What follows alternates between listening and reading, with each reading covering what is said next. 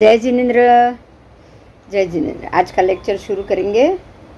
जो कल हमारा जो टॉपिक चल रहा था वो था अनाभोग।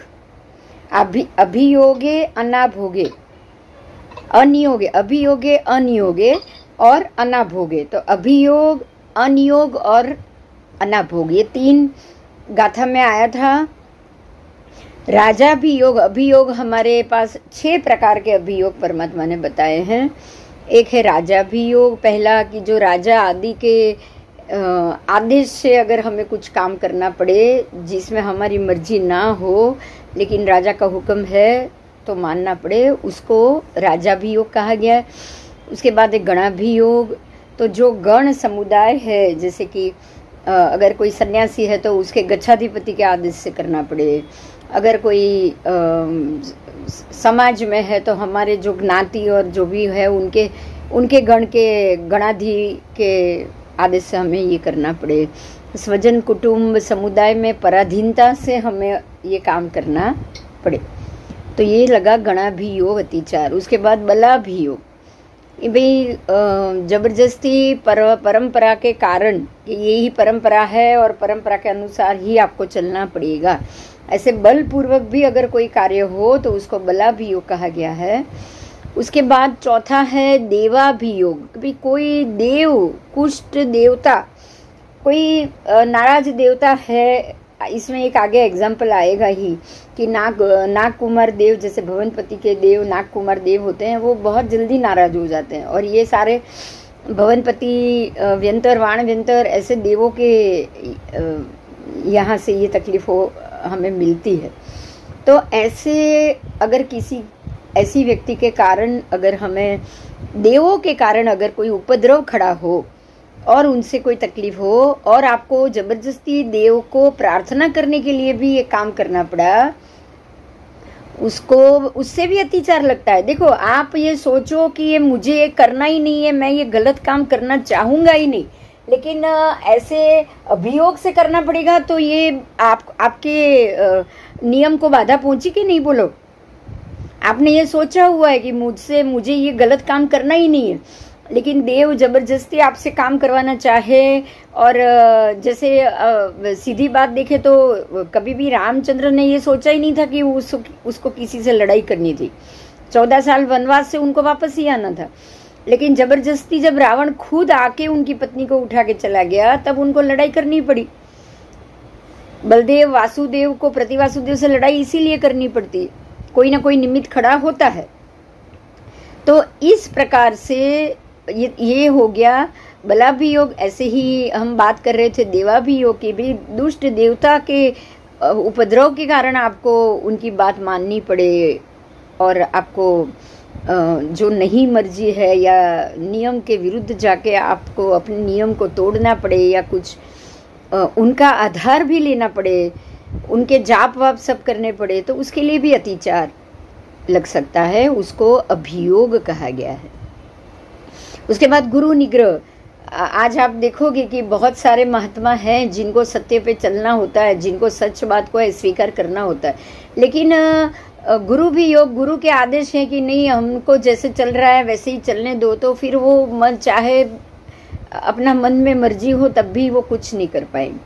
तो ये हुआ गुरु निग्रह। माता पिता, भाई बहन और ये सब के आगे हमें बलपूर्वक कुछ भी करना पड़े, लेकिन आप उनका विरोध कर भी सकते हो। अब माता पिता भी कला सिखाने वाले हैं, भाई बहन भी कुछ न कुछ सिखाने वाले हैं, तो जिसने आपको कुछ सिखाया वो आपके गुरु हो गए, तो उनकी बात को आपको मानना पड़े। अपने से वृद्ध वो भी गुरु तुल्य है। धर्मोपदेशक, अगर किसी धर्म के उपदेशक है तो गुरु तुल्य है। सज्जन पुरुष वो भी गुरु तुल्य है। और इनके कारण को हमें मानना पड़ा तो उसे गुरु अभियोग कहा गया, गुरु निग्रह कहा गया है कि उनकी बात का ध्यान रख के आपको उनकी बात माननी पड़े। अब उसके बाद आ रहा है वृत्ति का कांतार। वृत्ति कांतार, तो दुष्काल के समय में या जंगल में जिस समय सर्वथा निर्भाव के अभाव में अगर आप दुष्काल के समय में हो या कहीं जंगल में हो, दुष्काल में भी ऐसा होता है, जीवन निर्वाह नहीं हो सकता, जीवन निर्वाह होना मुश्किल होता है। और जंगल में भी ऐसा होता है, आपके लिए जीवन निर्वाह जरूर मुश्किल होता है। तो ऐसे समय में नौकरी आदि के कारण, या फिर नौकरी आदि है, अगर जीवन निर्वाह में मुश्किल है तो आपको नौकरी भी करनी पड़ सकती है। या अगर आप किसी के यहाँ नौकर हो और अगर आपको उनकी बातों का जो प्रभाव है उसको आपको मानना पड़े, आपको उस कारण भी जबरदस्ती आपकी मर्जी ना हो और आपको काम करना पड़े। नौकर को तो करना ही पड़ता है। आप जंगल में हो, आपके पास कोई रास्ता नहीं है तो भी करना पड़ेगा। आपको गोचरी निर्वाह या आपको जीवन निर्वाह का सामान आपके पास नहीं है तब भी आपको करना पड़ेगा। तो ये सारे कारणों से अगर आपको कोई काम करना पड़े तो उसके लिए भी अतिचार आएगा। ठीक है, तो ये सारा अभियोग हो गया, 6 प्रकार के अभियोग। अन्य उनके आग्रह से अन्य धर्म स्थानों में भी आपको जाना पड़े। देखो, यहाँ अपना धर्म छोड़ के अन्य धर्म में जाने की बात है। हम अपने धर्म को पकड़ के रख रहे हैं ताकि हमारा सम्यकत्व टिका रहे, लेकिन ये 6 आपके सामने आए, वो 6 अभियोग आए हैं कि आपको ये कारण से भी अन्य धर्म का पालन करना पड़े। और अगर आप अन्य धर्म की तरफ जाओ, लेकिन आप जो भी गए बलात्कारी गए हो ना, जबरदस्ती गए हो, ये 6 अभियोग के कारण गए हो, इसलिए उसका अतिचार होता है। आगे जाएंगे तो जो वृत्ति कांतार ही चल रहा है अभी, नियोग। अब आया अनियोगे, मतलब नियोग से, नियोग के कारण, नियोग के कारण माने यानी कि नगर सेठ, मंत्री आदि जो भी अधिकारी हैं, वो पद, उनके पद का फर्ज निभाने के लिए उस स्थान पे आना जाना हुआ, खड़े रहना हुआ, ये सब कारण बना, तो भी दर्शनाचार में जो भी अतिचार, तो भी अतिचार लग सकता है। अगर आप कोई ऐसी पोस्ट पे हो और आपको वो पोस्ट को संभालने के लिए भी अन्य धर्म स्थान में जाना पड़े। आपको ये ऐसे ही मैं एक एग्जांपल दे रही हूँ। आज जो हमारे बड़ा प्रधान है वो है तो खुद हिंदू, लेकिन अगर वो पंजाब जाएंगे, गुरुद्वारा में जाएंगे, तो गुरुद्वारा में जो पद्धति से जाना है वो पद्धति से उनको जाना पड़ेगा कि नहीं? और वो जाएंगे, क्यों जाएंगे? क्योंकि देश के बड़ा प्रधान है। तो बड़ा प्रधान होने के कारण उनको जो भी अपने अधिकार या उसके आग्रह के कारण भी उनको वो काम करना पड़ेगा कि नहीं करना पड़ेगा? बोलो। तो यस, तो उसको अनियोग कहा गया है। तो उससे नियोग, वो जाएंगे जरूर, लेकिन जाके क्या बोलेंगे? देखो, ये हमारे लिए बहुत अच्छी बात है जानने के लिए। अगर आपको शिव मंदिर जाना पड़ा तो आपको वहां जाके शिव जी के शिवलिंग को वंदन करके आपको 9कार मंत्र बोलना है। समझ में आई बात? हाँ। कोई कारण से जाना पड़े, किसी के कहने से जाना पड़े, कोई निमित्त से जाना पड़े, तो आप जाके करोगे क्या? हाँ, आपको यहाँ अपनी मर्जी से आप नहीं आए हो, आप किसी और की मर्जी से आए हो, आप कोई और समाज के कारण आए हो। समाज के कारण भी हो सकता है। मैं मेरा खुद का भी एग्जाम्पल आपको बता सकती हूँ, क्योंकि मैंने ऐसा किया है।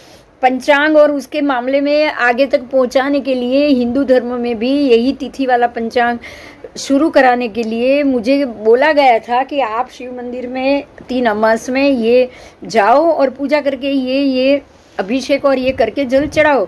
तो ये हुआ।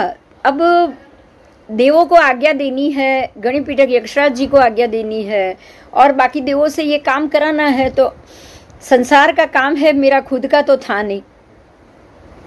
संसार का काम था, शासन का काम था, जरूरी था। तो ये भी विधि की करके जाके 9कार गिना, 9कार गिन के बोला, आदेश ही दिया कि भाई खाली जैन नहीं, हिंदू पंचांग में भी ये एक वाक्यता जरूरी है कि नहीं? बोलो। हाँ, आप उनके देव हो, आप इस चीज पे ध्यान दो। ठीक है, समझ में आई बात? तो इसको अनियोग कहा गया है। इसमें कोई दोष नहीं, आप जाओ, वंदन करो, प्रार्थना करो। ये अतिचार है, ये अतिचार जरूर है। संवत्सरी प्रतिक्रमण जब भी आएगा आपको ये चीज का भी याद करके मिच्छामि दुक्कडम कह देना, या उस दिन प्रतिक्रमण करके भी कह देना। नहीं तो आप जब भी पहला चौमासी करोगे तभी भी ये चीज का प्रतिक्रमण कर लेना। समझ में आया? हाँ, तो ये जो भी अतिचार लगा हो उसका मैं प्रतिक्रमण करता हूँ। इस प्रकार दर्शनाचार के अतिचार ये हमारे ये गाथा में आया। ठीक है, ये गाथा थे, उसमें दर्शनाचार के अतिचार बताए गए हैं। आगमणे निगमणे ठाणे चंकमणे अनाभोगे में। अब आओ आगे जाएंगे। ये अनाभोग हो गया। अब अनाभोग की बात की है। ये अभियोग हो गया, अनियोग हो गया। अब अनाभोग, अनाभोग में का अर्थ होता है कि श्रावक को घर के लिए, घर चलाने के लिए दुकानों में जाना पड़ता है। उसके बाद अन्य दर्शन के औच्छों में भी जाना पड़ता है। आपको ये नहीं पता है, लेकिन एक बात पे ध्यान दो, आप काम कर रहे हो, काम करने के कारण प्रिंटिंग प्रेस का आपको काम है। अगर कोई अन्य धर्म के लोगों का भी वहाँ पे काम आया तो आपको काम करना पड़ेगा, और वो काम जाके वो कमाना है, आजीविका कमाना है, करना तो पड़ेगा कि नहीं बताओ। और जाके उनको वापस देना पड़ेगा, तो उनके भी मंदिर और सब जगह जाना पड़ेगा कि नहीं।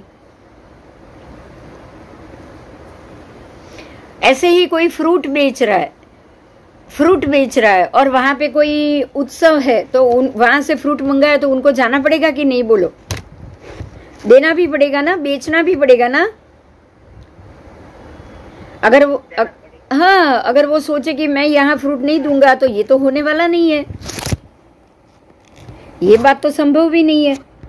तो इसीलिए ऐसी अगर कोई चीज हो जाए तो उसको अनाभोग कहा जाएगा। अनाभोग में आगे में घर दुकान आदि आवश्यक स्थान पे जाना है, आप सावधानी से जाओगे, सावधानी से आओगे। सावधानी का मतलब ये हो गया कि आपको सावधान जरूर रहना है कि कहीं ऐसा ना हो कि वहाँ से कोई ऐसी बात हो जाए कि अरे यहाँ तो मैं आया, मैंने वंदन किया, मैंने ये किया, तो इससे तो बहुत अच्छे अच्छे चमत्कार हो रहे हैं, मुझे बहुत पैसे मिल रहे हैं, तो मैं अपना सारा जो भी काम है, जो भी समझ है, वो छोड़ के मैं यही देव की आराधना करने लग जाऊँ। ऐसे असावधान नहीं रहना है। कुछ भी चीज मिलना खोना आपके अपने नसीब के ऊपर है, इस चीज पे भी आपको ध्यान रखना है। होता है ऐसा कभी भी कि भाई आप यहाँ गए और ये हुआ, अगर अशुभ भी हुआ तो भी ऐसे होगा, शुभ होगा तो भी ऐसे होगा, तो ये तो सहसा होता है, सहसाकार। उसमें कोई देव देवी का कोई हाथ होता भी नहीं। उनको कोई आपको पकड़ के वहां खींचना इसलिए चमत्कार करेंगे, ये भी पॉसिबल नहीं। दूसरी एक बात यहाँ महत्व की बताई गई है कि उसमें गमनागमन भी करना पड़ेगा, गाड़ी लेके जाना पड़ेगा, टेम्पो लेके जाना पड़ेगा। तो गमनागमन में भी हिंसाचार तो होगा कि नहीं? हाँ, तो अब ये सारे पंचेंद्रिय जीवों की भी हिंसा हो सकती है। तो श्रावकों को उस आवश्यक प्रयोजन में भी बिना उपयोग गमनागमन नहीं करना। ठीक है, अब ये सोचो, अगर देखो उल्टा सोचो कि भाई हमारे जैन धर्म में चलेगा कि मैं ये सब काम ना करूं। यहाँ तो वो जैन धर्म है इसलिए वहां जैन बन के रहूं, और ये दूसरा मुस्लिम धर्म है तो यहाँ आप चाहे प्राणी मर जाए या चाहे कुछ भी हो जाए, यहाँ मैं चमड़ा बेच सकता हूँ, यहाँ मैं मांस आदि बेच सकता हूँ। ऐसा नहीं हो सकता। बात समझ में आई? हाँ, आप ये नहीं कर सकते कि भाई यहाँ जैन धर्म है तो यहाँ जैन की चीज बेचो, यहाँ मुस्लिम है तो उसकी चीज बेचो, यहाँ हिंदू है तो उसकी चीज बेचो। आप ऐसा नहीं कर सकते। आपको वहां भी सावधानी से ही रहना है। आपको वहां कोई ऐसा बोल दे कि भाई आप मुझे थोड़ा चमड़े के ये बेल्ट वेल्ट या जूते के इतना आप उपलब्ध कराओ, तो आप उसको तुरंत कह दोगे कि भाई देखो मेरे पास ये काम नहीं, बताओगे आप, मेरे से ये नहीं हो पाएगा, मैं ये काम नहीं करता हूं। ये सावधानी तो रखनी ही पड़ेगी। ऐसा नहीं कि चलो धंधा कर हो रहा है, पैसा हो रहा है तो ये चीज आने दो, ऐसा नहीं चलेगा। बात समझ में आ रही है? हाँ, ये हमें समझना पड़ेगा।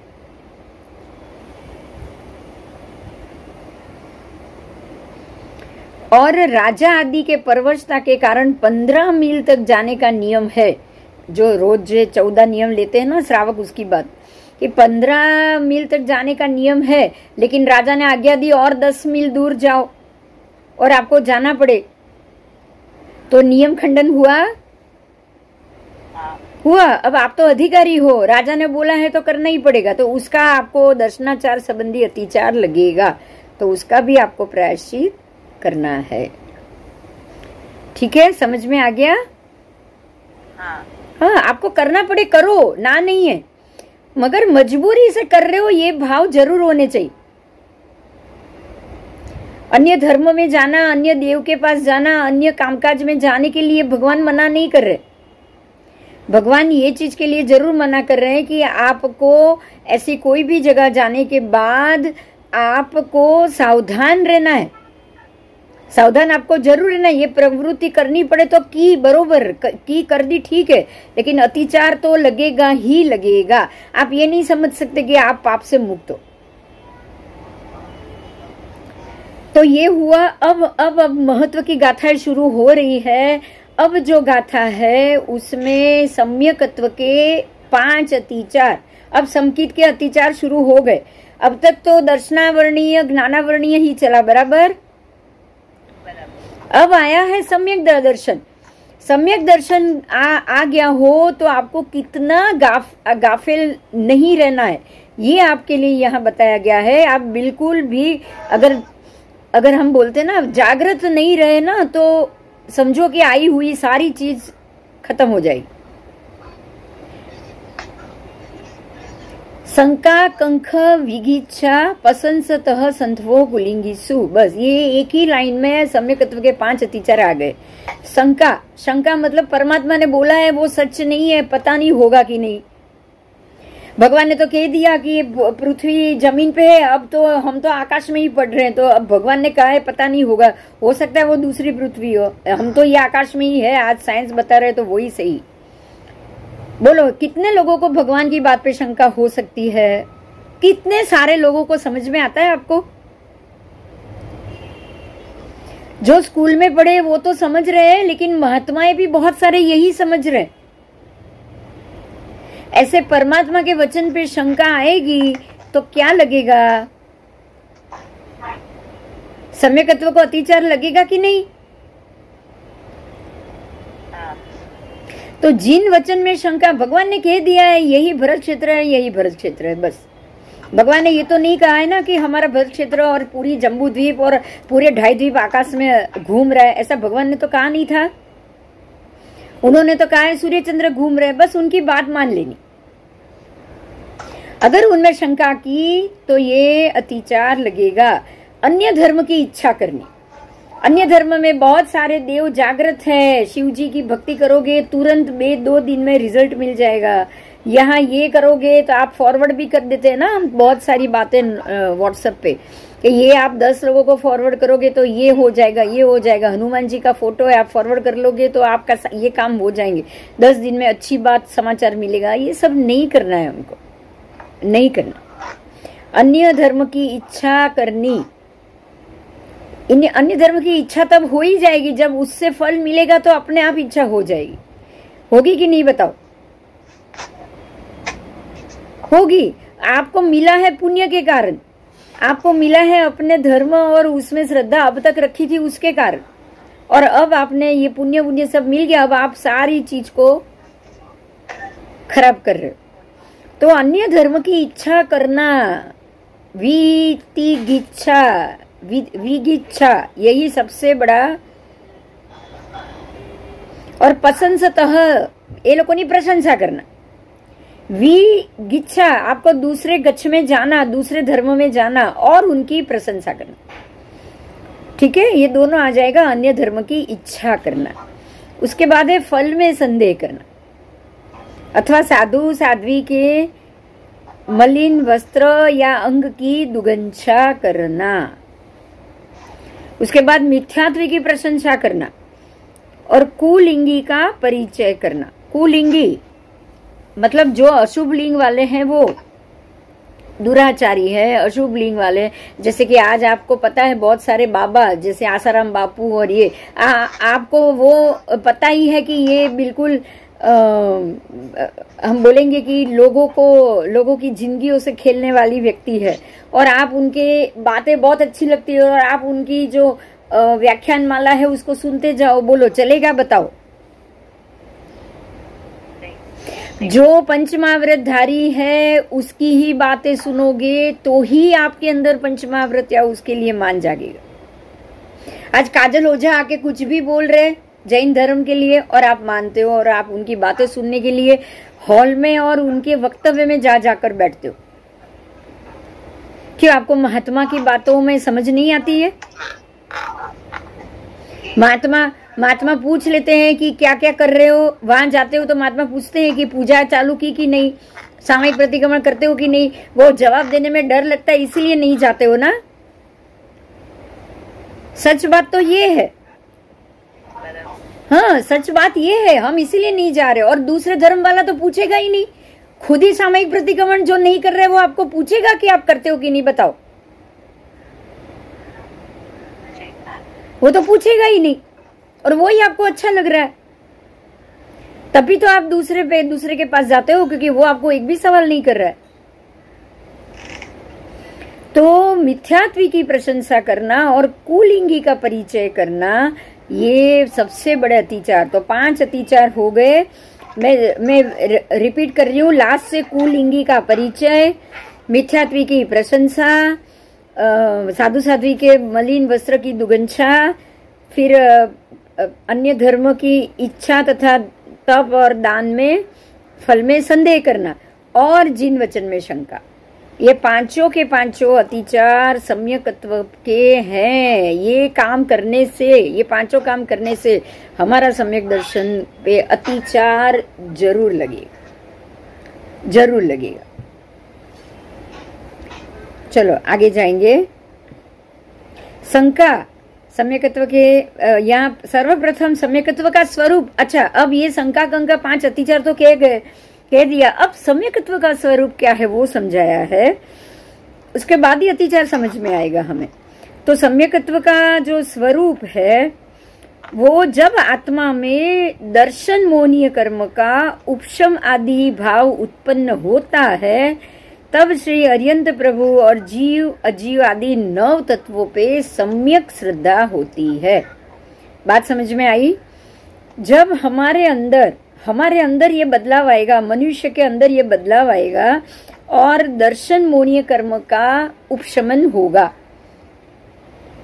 उसका शमन होगा या उपशमन होगा। दर्शन मोहनीय का, दर्शन मोहनीय क्या है? तो श्रद्धा में शंका, यही पांचों चीज आ जाएगी। शंका, आशंका और अन्य धर्म की प्रशंसा, या फिर उससे फल मिल रहे हैं तो वो फल के लिए उधर चला जाना, जहाँ फल मिले वहां चला जाना।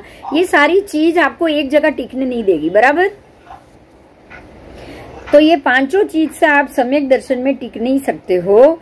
अब अगर ये 5 चीज आपने निकाल दी अपने सोच से कि भाई अरे कुछ भी हो, सब कर्म के अधीन। देखो कैसे सोच से निकालोगे, ध्यान दो। सब चीज कर्म के अधीन है कि नहीं, बताओ। नसीब और समय से पहले हमें कोई चीज नहीं मिल सकती, ये 2 चीज तो हम मानते हैं।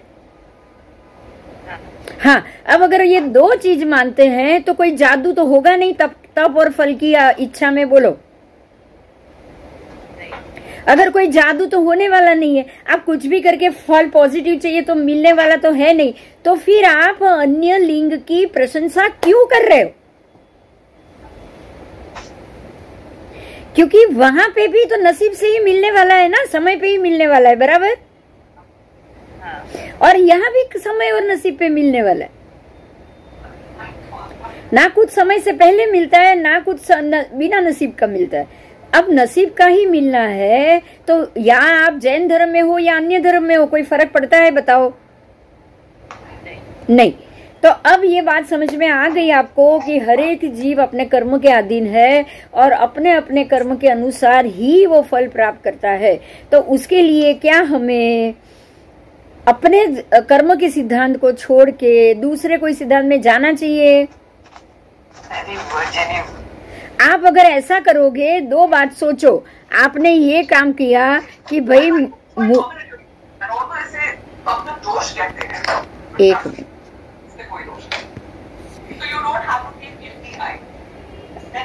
काश्मीरा स्पीकर बंद कर देना। हाँ, अब हमारे पास जो सबसे बड़ी बात ये है कि जब सारी चीज कर्म के ही अधीन है, सारी चीज हम नसीब और कर्म और पुण्य के कारण ही प्राप्त करते हैं, तो फिर वो आप जैन धर्म में हो या आप अन्य धर्म में हो, तो यहाँ धर्म तो आ ही नहीं रहा है। बराबर बराबर। तो अब हमें ये जो बात थी कि अन्य धर्म की इच्छा और दान आदि फल में मिलने वाला संदेह, ये तो अपने आप निकल गया। अब संदेह ही निकल गया तो हमारे धर्म से हम बाहर निकल जाए और दूसरे धर्म में चले जाए, ये तो बात आएगी नहीं ना, कारण तो है ही नहीं। दूसरी बात, जिन वचन में शंका। अब आप जिन वचन में शंका कब करोगे? जब पहले तो यही नहीं मानोगे कि कर्म के सिद्धांत के अनुसार ही सब मिल रहा है, उसको नहीं मानोगे तो ही शंका आएगी कि नहीं, बताओ। उसके लिए भी बहुत इजी बात है, आपको है ना जगत के लोगों को देखना है। आप ऐसे देखो कि बहुत सारे ऐसे लोग हैं जो परमात्मा या पूजा या मानते ही नहीं, नास्तिक है, भगवान को भी नहीं मानते, और बड़े बड़े अब्बजोपति बन के बैठे हैं। बोलो है कि नहीं? है। अब जिन वचन में शंका कैसे करोगे, कहां से आएगी? अब यहाँ ध्यान दो, अगर धर्म करोगे, पूजा करोगे, ये करोगे तो ही आपके पास पैसा, धन और सुख आएगा, ऐसा तो भगवान ने कभी कहा ही नहीं है। परमात्मा ने यही कहा है कि आप अच्छे कर्म करोगे तो ही अच्छा फल पाओगे। बराबर। तो वो लोग अच्छे कर्म करके बैठे होंगे तभी उनको अच्छा फल मिला है। अब भगवान की बात पे शंका कहां से आएगी, बताओ? परमात्मा ने ये तो कहा ही नहीं कि आप मेरी भक्ति करो या मेरी करो तो ही मैं आपको ये सुख दूंगा, ऐसा कहा है परमात्मा ने? नहीं। जिन वचन ये है कि सभी जीव अपने अपने कर्म के अधीन है और उसको अपने कर्म के अनुसार ही फल मिलता है। अब ये बात में तो शंका करने की बात ही नहीं है, क्योंकि सब अगर अपने कर्म के अधीन ही हो तो पूर्व जन्म में जो जिसने अच्छे कर्म किए हो उसको अच्छा फल मिलेगा, पूर्व जन्म में जिन्होंने बुरे फल किए हैं तो उनको अपने वो बुरे समय के कारण या बुरे समय की जो हम बोलते हैं ना कि वो समय अगर चल रहा हो, सत्ता में अगर बुरे समय की फल मिलना चल रहा हो तो स्वाभाविक ही है कि उनको वो समय तो दुख और तकलीफ आएगी कि नहीं आएगी, बोलो? तो अब हमारे लिए ये सबसे आसान हो गया कि सभी जीव अपने कर्मों के अधीन ही फल भोगते हैं। यही बात भगवान ने की और हमें ये दिखाई भी दे रही। ठीक है, तो अब जिन वचन में शंका आने की तो कोई बात ही नहीं। और बहुत सी ऐसी बातें, जैसे भगवान ने ये कहा था, ये तो बहुत बड़ी बात है, ध्यान से सुनो। भगवान ने कहा था कि खून की एक एक बूंद में असंख्य जीव है, त्रस्काय जीव भी है। पानी की एक बूंद में भी असंख्य जीव है, जो सूक्ष्म जीव भी है और त्रस जीव भी है। बोलो, कहा था कि नहीं भगवान ने? अच्छा, भगवान ने जब कहा था तभी कोई साइंस तो था नहीं, हमारी कोई लेबोरेटरी तो थी नहीं। लेकिन आज आप देखो पैथोलॉजी लेबोरेटरी में पानी की एक बूंद में त्रस हालते चालते जीव और पानी के ही कलर के सर्प भी मिलते हैं, सफेद बिल्कुल। और यहाँ तक कि खून की एक बूंद के अंदर जो जीव घूम रहे हैं उससे तो सारे रोग डिटेक्ट होते कि नहीं, बोलो? होते हैं। तो अब ये जीव है यहाँ, ये माइक्रोस्कोप से ये जीव दिख रहे हैं, तो ये जीव के ये कीटाणु के कारण ये रोग इसको हुआ है। तो भगवान की ये शंका, अब हम भगवान की इतनी सारी बातों पे हमें अच्छे से जवाब मिल रहा है कि जो साइंस कह रहा है वो तो भगवान ने पहले ही कह दिया था। वो जगदीश चंद्र बोस ने कहा कि वनस्पति में जीव है तभी जीव आया, नहीं। भगवान तो आदिनाथ दादा से उत्सर पीढ़ी अवसर पीढ़ी अनंत से भगवान कह रहे हैं कि ये सारे प्रत्येक वनस्पति का जीव है, उसमें एकेंद्रिय के जीव है, उसमें सूक्ष्म निगोद में भी जीव है, ये सारी वनस्पति तो है। तो जब हमें ये पता चलता है कि साइंटिस्ट आज बोल रहे हैं वो बात भगवान पहले से कह गए, अब उनकी 1000 बात सही है, तो फिर आप दूसरी 10,000 बात को गलत क्यों मानते हो, बताओ। अब शंका आने का कारण है?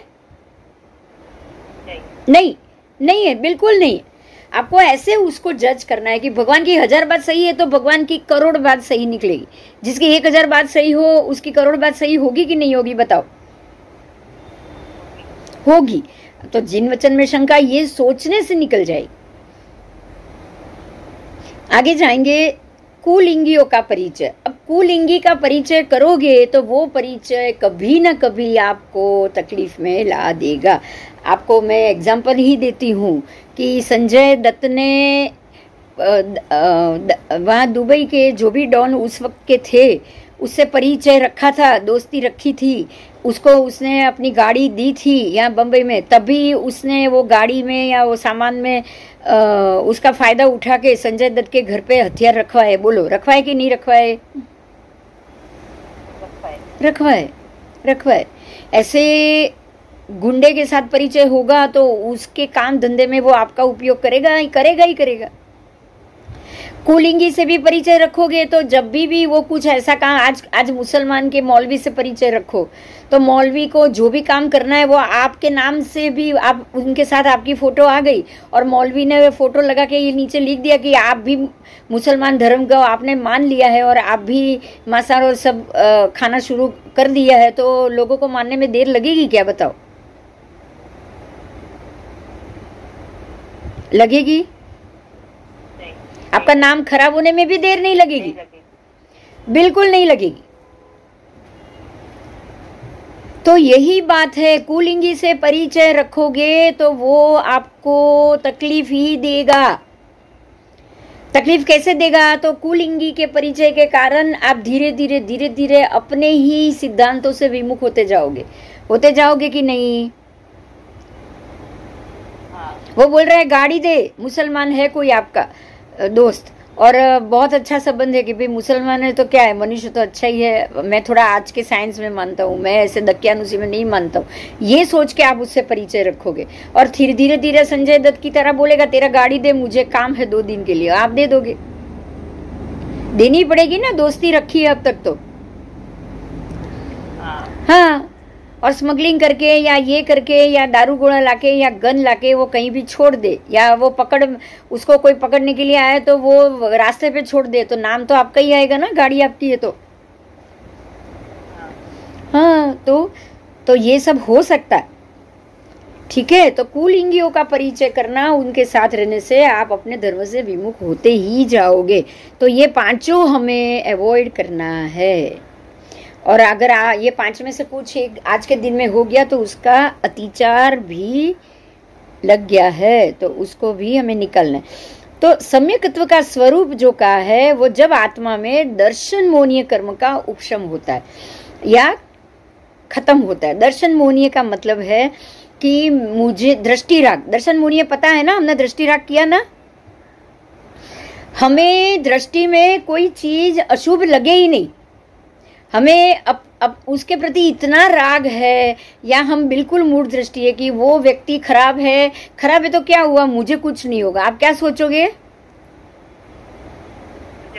मुझे कुछ नहीं होगा, वो मेरे साथ बुरा नहीं करेगा, वो चाहे सबके साथ बुरा करेगा लेकिन मेरे साथ नहीं बुरा करेगा, ये मेरा सबसे अच्छा बढ़िया दोस्त है। तो ये दृष्टि राग हुआ। पहले यही तो सोचो कि उसने आपसे दोस्ती क्यों रखी है, उसको कुछ काम होगा तभी रखी है ना। हाँ, बिना स्वार्थ का तो कोई आपका दोस्त भी नहीं बनेगा। तो आपको यहाँ से बचना है। तो ये हुआ दर्शन मोहनीय कर्म के ऊपर आवरण, कि वो आवरण ऐसा पड़ा है कि आपको सामने वाले व्यक्ति पे इतना राग चढ़ गया है कि वो आदमी कभी बुरा होगा या बुरा कर सकता है, ये बात आपके दिमाग में आएगी ही नहीं। और आप यही सोचोगे कि भाई मेरा तो बुरा ये व्यक्ति द्वारा कभी भी नहीं होगा। आप ये सोचकर बैठ गए हो। तो इसी को कहा है दर्शन मोहनीय। आओ अभी आगे जाएंगे। आपको जब दर्शन मोहनीय के ऊपर से आपके ये कर्म का पड़ल हट जाए तो आपको क्या मिलेगा? बोलो, क्या मिल सकता है? सम्यक ज्ञान तो बराबर है, वो तो है ही, सम्यक ज्ञान ही मिलेगा।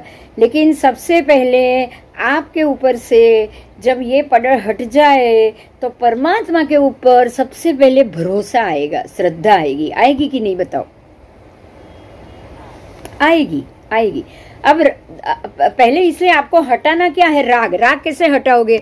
उसके लिए आप यही सोचोगे कि सभी जीव अपने अपने कर्मवश है, कोई भी व्यक्ति, संसार पूरा स्वार्थ से भरा हुआ। आप सबसे पहले ये सोचोगे, बस। वो व्यक्ति के मामले में नहीं सोचोगे। संसार पूरा स्वार्थ से ही भरा हुआ है और सभी जीव यहाँ अपने अपने कर्म के अनुसार हमसे फल लेने बैठे हैं। बोलो, ये बात तो हमें बहुत बार सच लगी है कि नहीं लगी है? अब लगी है। अब अगर ये चीज लगी है तो जगत पूरा स्वार्थ से भरा हुआ है, ये बात भी सही है, ये भी सच लग गई है।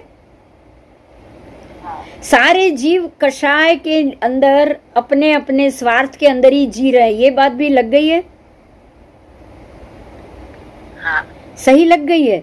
तो अब अगर ये बात पे सही लग गई है, ये संसार से बाहर निकल सकते हो, ऐसा भगवान ने बताया है। अगर ये बात पे श्रद्धा आ जाए ना हमको कि परमात्मा की इतनी बात कही है, तो परमात्मा ने ये भी कहा है कि जीव संसारी जीव है, वैसे मुक्त जीव भी है, ये तो हमने पढ़ लिया। बोलो, इस बात पे भी श्रद्धा हो गई कि मुक्त जीव भी होते हैं। तो अब भगवान की ये बात इजी समझनी हो जाएगी कि जीव भी है, अजीव भी है, पुण्य भी है, पाप भी है। फिर बंध, आश्रव, संवर, निर्जरा, बंध, मोक्ष, ये भी है। ये भी समझ में आ गया? हाँ। अगर जीव है, अजीव नहीं है, तो जीव शरीर पामेगा कैसे? तो अजीव तो हो ही गया। कंफर्म है? हाँ। कंफर्म है। मैं ये बिंदु अभी बैठी है, बोल रही है, अभी अगर मर जाए और अंदर से प्राण बाहर निकल जाए तो मेरा शरीर अजीव होगा कि नहीं होगा? होगा। तो जीव अजीव। अब पुण्य पाप के कारण ही आपको शुभ अशुभ फल मिलता है। अब हर एक डॉक्टर एक जैसा ही, अगर डॉक्टर होने से एक जैसी इनकम होगी तो हर एक डॉक्टर जो सर्जन है, जो एक ही हार्ट के ही सर्जन है, तो सबको एक जैसी इनकम होनी चाहिए? होनी चाहिए। लेकिन क्या है? नहीं है। तो ये उसके पीछे पुण्य पाप काम कर रहा है ना? हाँ। तो पुण्य होगा तो आपको हर चीज अच्छी मिलेगी, जिंदगी अच्छी कटेगी। अगर पाप होगा तो आपको दुख और तकलीफ ज्यादा मिलेगी। ये बात भी कंफर्म हो गई, बराबर? उसके बाद आ रहा है जीव अजीव, पुण्य पाप, आश्रव, संवर। तो बंध, आश्रव, अरे जीव अजीव, पुण्य पाप। अब आएगा आश्रव, संवर। मतलब ये हुआ कि अगर मेरे नसीब में पुण्य ज्यादा है तो वो मैं भोग रहा हूँ, लेकिन अगर पाप ज्यादा है तो मुझे अब ये पाप को कैसे घटाना है? पुण्य ज्यादा है, मैं अच्छे से भोग सकता हूँ, पाप ज्यादा मैं भोग सकता हूँ, तो मुझे अपने पाप के जो दलिये हैं वो आत्मा से कैसे हटाना है? तो उसका रास्ता ढूंढोगे, तब आश्रव आएगा कि भाई आश्रव करो। आश्रव से क्या करना है? आश्रव से आप क्या करोगे? तो जो भी बाहर से पापमयी प्रवृत्ति से जो पाप अंदर आ रहा है ना आत्मा में, उसको रोको। आप उसको रोकोगे और तो ही नया पाप आना बंद होगा, और अंदर जो पाप के दलिये पड़े हैं उसको हटाओगे तो ही आप शुद्ध हो पाओगे ना। अच्छा, दो तरीके से शुद्धि हो सकती है, या तो उसको भोग के खत्म करो, या फिर वो अंदर ही पड़ा है उसको सफाई से खत्म करो। हो सकता है कि नहीं? हो सकता है। खिड़कियां खराब हुई है, या तो उसको साफ करो या फिर चौमासे का इंतजार करो, बारिश से अपने आप साफ होगा। दो में से एक चीज तो हो सकती है ना। तो अब आपको क्या करना है, पाप के दलिये को हटाना है। तो बाहर से दूसरी पाप जो अंदर आ रहा है उसको रोको, तो पापमय प्रवृत्ति से बाहर निकलोगे तो ही नया पाप चढ़ेगा नहीं। और फिर ध्यान साधना और ये सब करने मतलब संवर करो, संवर करने से अंदर के पाप धुलेंगे। बराबर बराबर। तो अब जो बंद पड़ा वो निर्जरा का पड़ा, अब कर्म निर्जरा का बंद पड़ा। तो निर्जरा हो रही है, बंद पड़ रहा है, पुण्य बंद पड़ रहा है, और फिर मोक्ष पड़ रहा है कि नहीं। तो ये परमात्मा ने सिस्टम बताई, इसको 9 तत्व नाम दिया गया। हाँ या ना? ये जो 9 तत्व की सिस्टम है जो हमें परमात्मा ने बताई है उसके ऊपर जब विश्वास आ जाए ना, उसको कहेंगे सम्यक दर्शन। समझ में आया सम्यक दर्शन का स्वरूप क्या है? सम्यक ज्ञान, सम्यक दर्शन। जो सही समझ आपको आ जाए, जब सही, पहले तो सही ज्ञान मिल जाए, वो ज्ञान मिलने से सही समझ आ गई तो उसको कह दिया सम्यक दर्शन। तो सम्यक दर्शन का स्वरूप क्या है? तो जो सत्य है, जो हकीकत है, जो स्थिति से जीव अपने आप को यहाँ से निकाल के मोक्ष लेकर जा सकता है, वो सत्य स्थिति को जान लेना और उस पर विश्वास कर लेना ही सम्यक दर्शन। बात समझ में आई? तो जीव अजीव जो तत्व बताए, किसने बताए?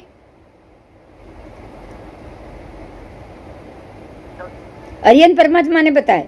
अब वो अरियन परमात्मा की ये बताई हुई बात पर मुझे पूरा और दृढ़ विश्वास है। अब किसी और की बात मुझे यहां से हटा नहीं सकती। आप ऐसे दृढ़ हो गए तो ये क्या हुआ? 9 तत्व की परमात्मा की कही बातों पर सम्यक श्रद्धा हो गई। उस समय आत्मा में शुभ परिणाम उत्पन्न होंगे। जब आप ऐसा सोचोगे और उस पर अड़ग रहोगे और उस पर बिल्कुल मजबूती से रहोगे और आप यही आश्रव, संवर, बंध, निर्जरा, मोक्ष वो प्रक्रिया में रहोगे तो आत्मा शुद्ध होता जाएगा और परिणाम भी शुभ होते जाएंगे। बराबर। तो जब ये परिणाम शुद्ध और शुभ होना शुरू हो जाए, उसी का नाम है सम्यकत्व।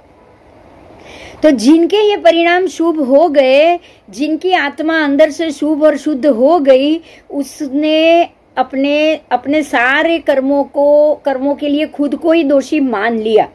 अब उसको किसी का दोष दिख नहीं रहा है, और ना ही किसी का दोष ही नहीं है तो किसी के ऊपर गुस्सा आएगा?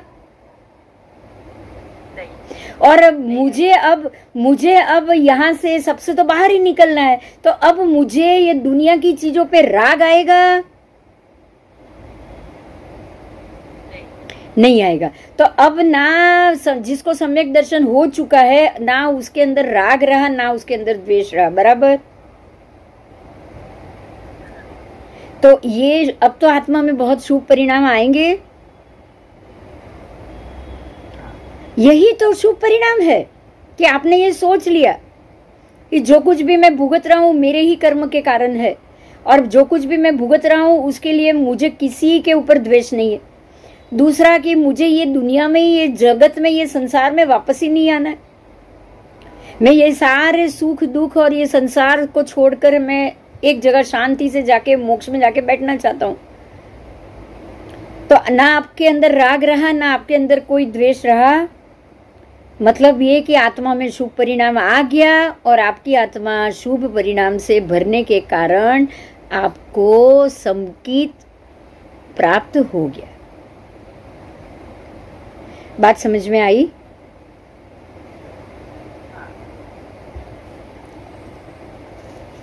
इसके लिए सिद्ध पंचाशी का सूत्र, सिद्ध की वृत्ति, धर्म रत्न प्रकरण की वृत्ति, कर्म ग्रंथ सूत्र की वृत्ति और श्राद्ध दिन कृत्य सूत्र की वृत्ति आदि अनेक ग्रंथों की रचना कराई गई है। सिर्फ ये सम्यक दर्शन क्या है, श्रावक को कैसे मिलता है, ये जानने के लिए।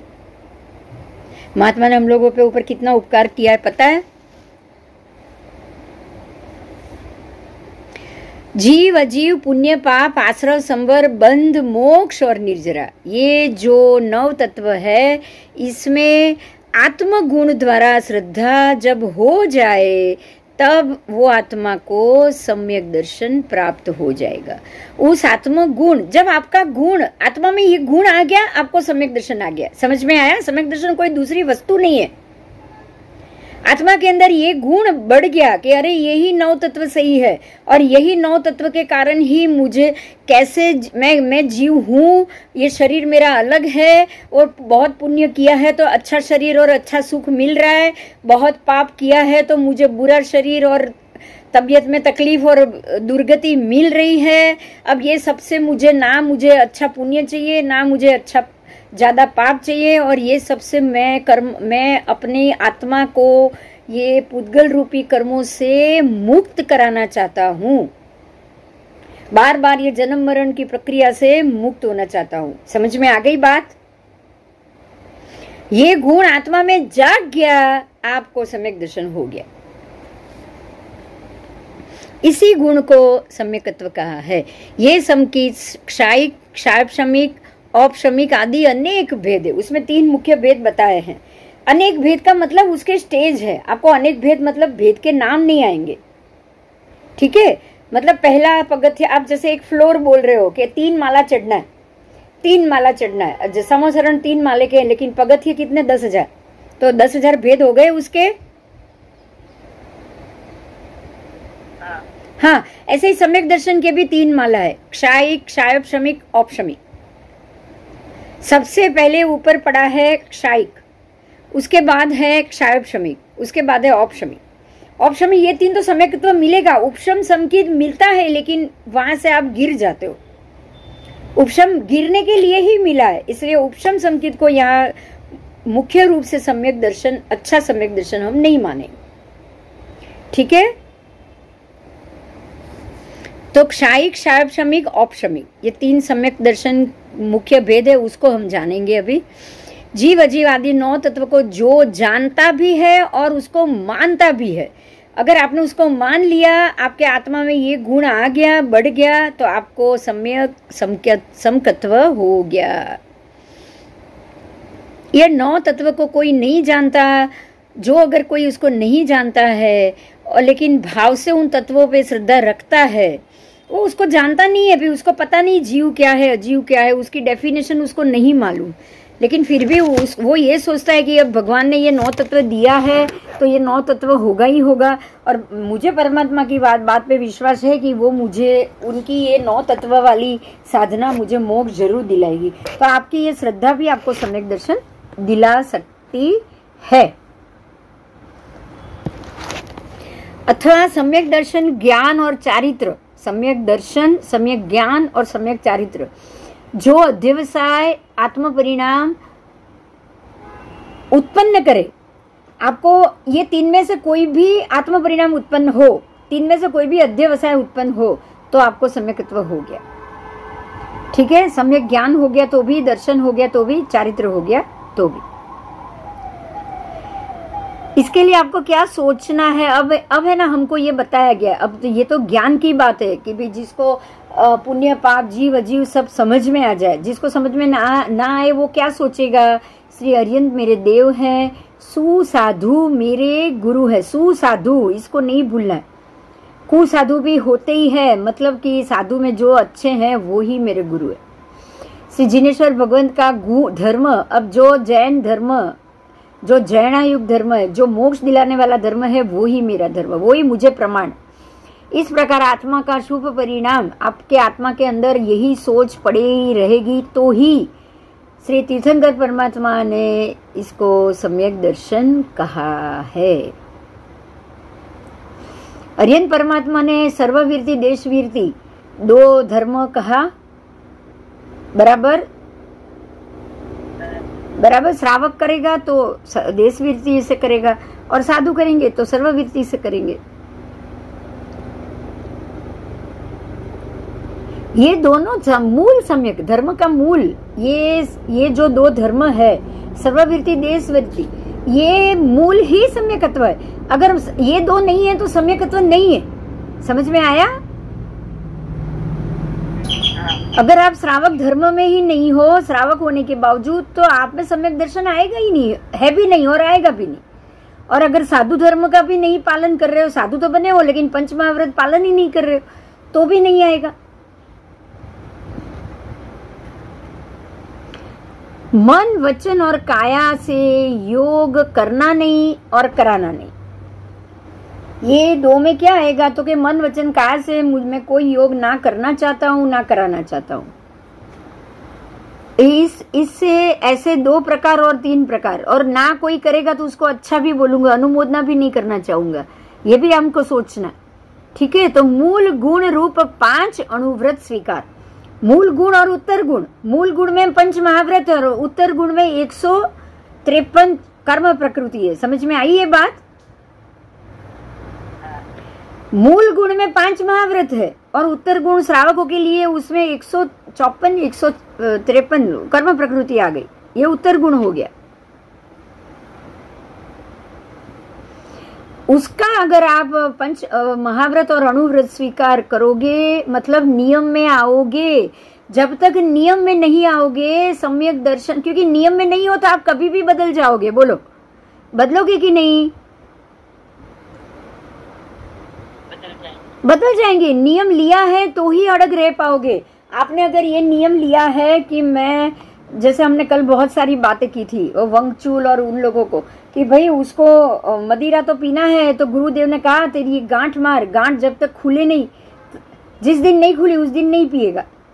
तो उसके नियम में पहले गांठ खोलना आ गया। मदिरा पीना एक जुनून था, उसकी जगह अब गांठ खोलना जुनून हो गया। हो गया। आप ऐसे ही अगर नियम ले रहे हो कि आज अगर मैं मंदिर नहीं जा पाई तो कल मैं घी नहीं खाऊंगी, तो मंदिर जाना जुनून हो जाएगा। आपको मंदिर जाना ही जुनून हो जाएगा कि अगर कल मैं घी नहीं खाऊंगी, कुछ भी चीज खा लिया तो दोष लग जाएगा, तो उससे तो अच्छा है कि मैं रोज मंदिर चली ही जाऊं। तो नियम से आप बिल्कुल अड़ग रह सकते हो। नियम आपको अपनी क्रियाओं में एकदम अड़ग करके रखता है। यही कारण है कि नियम से हमें कभी भी चूकना नहीं चाहिए। समझ में आया? नियम को ही अगर हम पकड़ के रखेंगे तो ही हमारा सम्यक दर्शन टिक सकता है। जो व्यक्ति नियमित नहीं है या नियम में नहीं रहना चाहती, वो अपनी बात से कभी भी पलट सकती है। आप ये चीज ध्यान में रखोगे। हम अपनी बात पे अड़ग रहे, यही नियम है। नियम का मतलब आपने जो सोचा है, आपने जो समझा है, उस चीज पे आप अड़ग रहो, वही हो गया नियम। आओ आगे जाएंगे। अब यहाँ ध्यान दो, उत्तर गुण, मूल गुण उत्तर गुण, खाली 2 भेद आए। 12 व्रतधारी श्रावक को समझिए आप, बहुत इंपॉर्टेंट ये हमारे लिए। अगर हमने 12 व्रत धारण कर लिए तो 12 व्रतधारी श्रावक के आश्रित सम्यकत्व, मतलब हमारे पास अगर सम्यकत्व के मूल 12 व्रत के कितने भेद होते पता है? आपका दिमाग नहीं काम करेगा। 13 अब्ज, कितने? 13 अब्ज 84 करोड़ 12,87,202 भेद।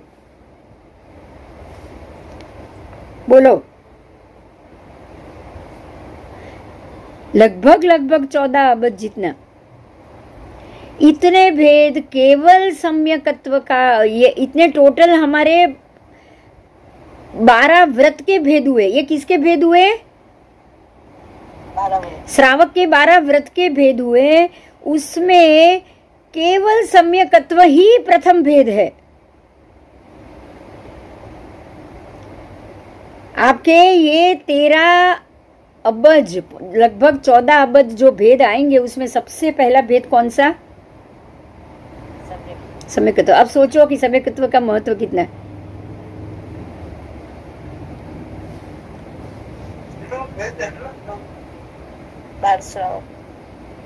ये सम्यकत्व रूपी भेद अगर ना हो तो बाकी के भेद में से कोई भेद नहीं रहेगा। समझ में आया? ये जो 12 व्रत के टोटल 13 अबज 14 अबज जितने जो भी भेद आए ना, वो सारे भेद का मूल है सम्यकत्व। अगर सम्यकत्व ही नहीं है तो 12 व्रत ही नहीं है ना, तो 12 व्रत ही नहीं है, सम्यकत्व ही नहीं है, तो एक भी भेद है नहीं। इसीलिए सम्यकत्व सबसे महत्व का है। इसीलिए सम्यकत्व को ही परमात्मा ने धर्म का मूल कहा है। क्या कहा है? धर्म का मूल। अब ये सम्यकत्व यदि कठिनाई से प्राप्त होता है, अति कठिनाई से प्राप्त होता है ये सम्यक दर्शन, तो लेकिन भगवान जिनेश्वर भगवान कथित सर्ववीरति और देशवीरति धर्म का मूल सम्यकत्व है। तो अगर हमने ये जिनेश्वर भगवान कथित सर्ववीरति या देशवीरति को अपना लिया तो अब हमारे लिए आसान हो जाएगा।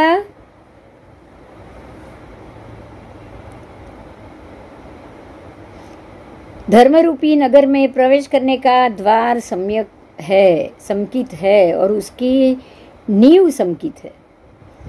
प्रभु कथित धर्म का आधार ही समकित है। श्रुत रूप अमृत रस का झरना का भाजन समकित है। मतलब अगर श्रुत रूप आप झरने का भाजन करना चाहो तो बिना समकित आप कर ही नहीं पाओगे।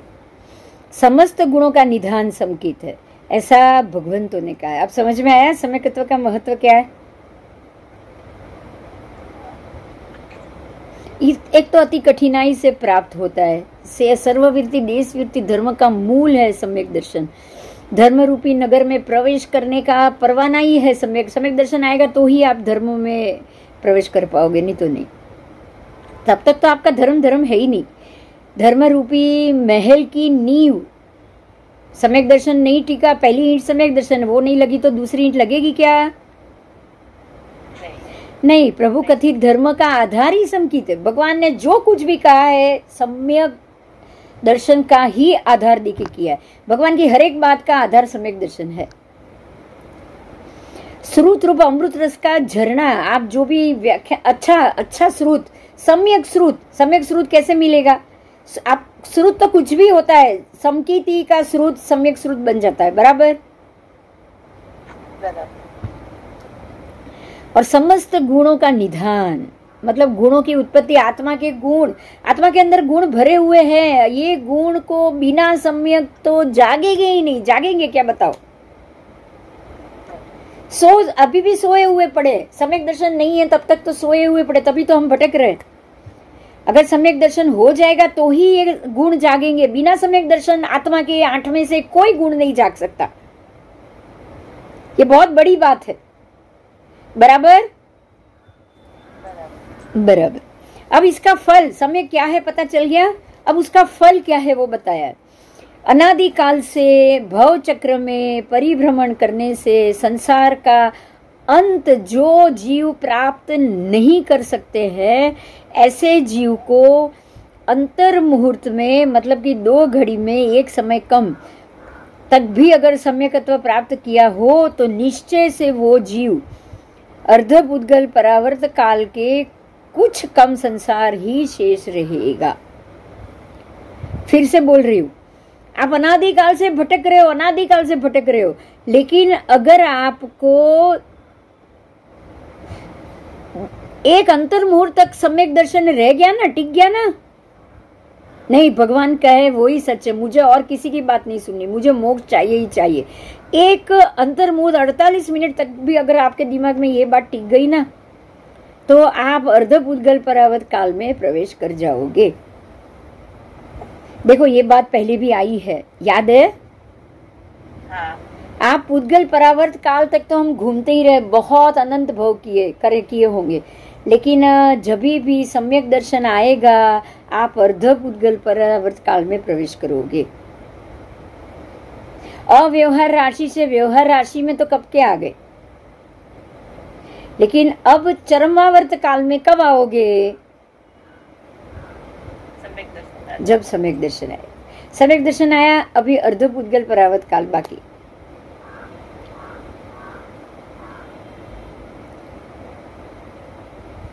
और उसके बाद अर्धपुद्गल परावर्त काल के बाद क्या होगा? मोक्ष। चलो कितना इजी हो गया है ना। तो सम्यकत्व तो हमको चाहिए। अब हमारी सारी दौड़ किसके पीछे होनी चाहिए? सम्यकत्व के पीछे। आओ, सम्यकत्व प्राप्त करने से पूर्व आने वाले जन्म का आयुष्य बंधन ना किया हो, समझो। मुझे अभी मान लो कि मैंने आने वाले जन्म का आयुष्य बंधन नहीं किया है और मुझे सम्यकत्व प्राप्त अभी तक नहीं हुआ है या नहीं हुआ है, तो तब तो कोई सम्यकत्व प्राप्त हुआ ही नहीं है, तो अब तो मुझे पुद्गल परावर्त काल तक घूमना ही है। लेकिन अगर मैंने सम्यकत्व प्राप्त कर लिया है और मेरा जन्म आयुष्य का बंध बाकी है कि अभी मुझे कौन से जन्म में जाना है,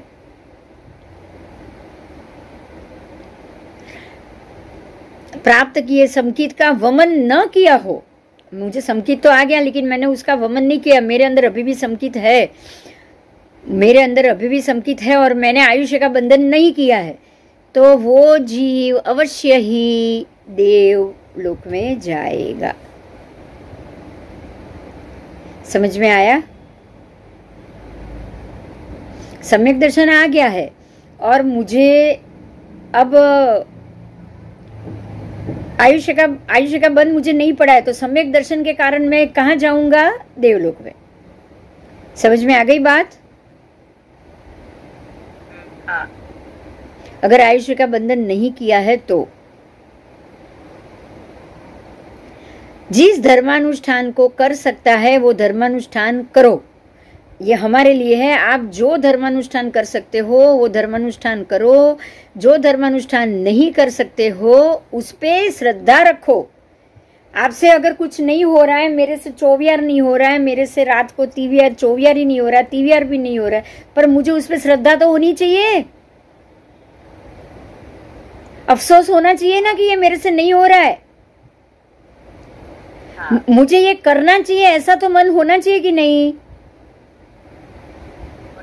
तो मुझे उस पर श्रद्धा रखनी है कि ये मेरे से आज नहीं हो रहा है, भगवान माफ कर, मुझे अगले जन्म में ये चीज जरूर देना, मुझे ये जन्म में भी ये शक्ति देना कि मैं ये कर पाऊं। बराबर?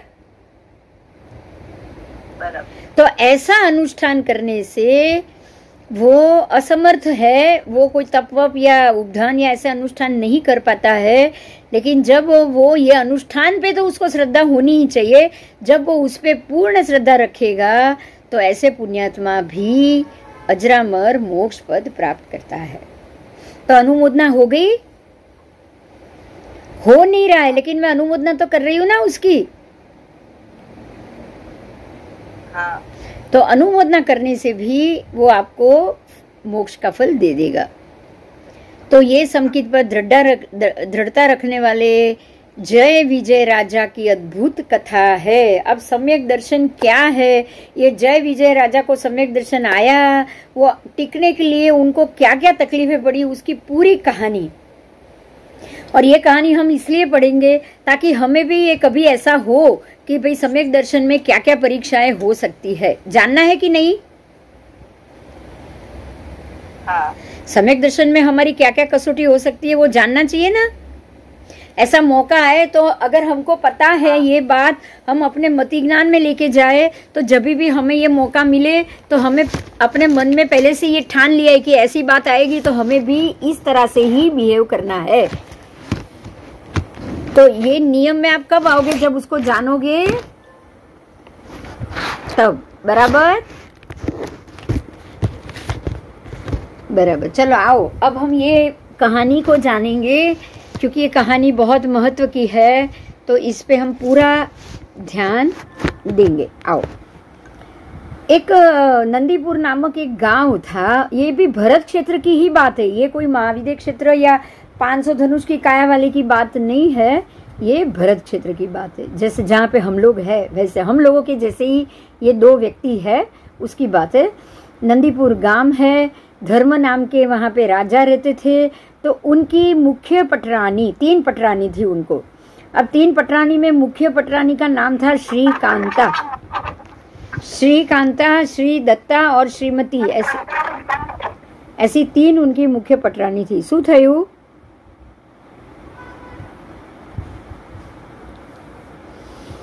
अब उसमें से प्रथम जो मुख्य पटरानी श्रीकांता थी उसने जय कुमार नाम के पुत्र को जन्म दिया, और जो दूसरी पटरानी थी श्री दत्ता उसने विजय कुमार नाम के पुत्र को जन्म दिया। ये दोनों भाई हैं, माता अलग है, पिता एक ही है।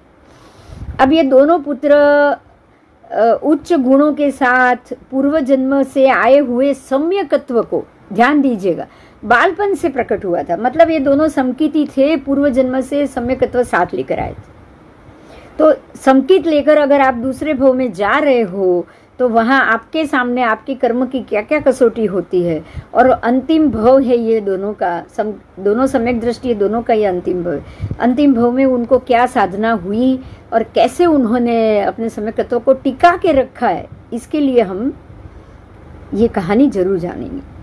अब पंडित पुरुष आए हैं, पंडित पुरुषों ने ये सारी चीज़ें आकर बताई कि भाई आपके ये 2 पुत्र तो समकिती है और सम्यकत्व के साथ जन्मे। ये दोनों की माता खुश हुई, लेकिन जो तीसरी रानी थी ना उसको बहुत क्रोध आया, उसको ये बच्चे, दोनों बच्चे पे द्वेष आया। ऐसा होता है कि नहीं?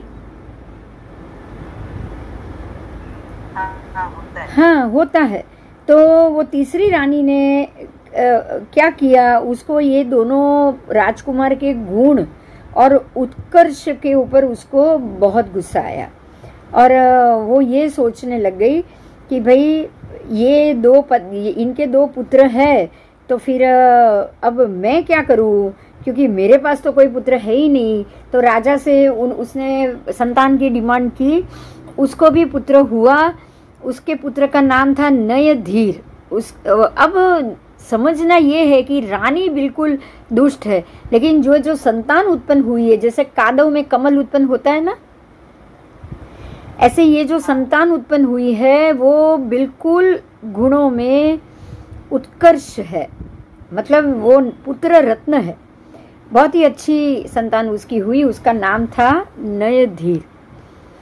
अब जय कुमार और विजय कुमार वो दोनों तो चरम भवी थे, दोनों समकिती थे। तो सीधी बात है ना कि दोनों के अंदर प्रेम भाव ज्यादा ही होगा।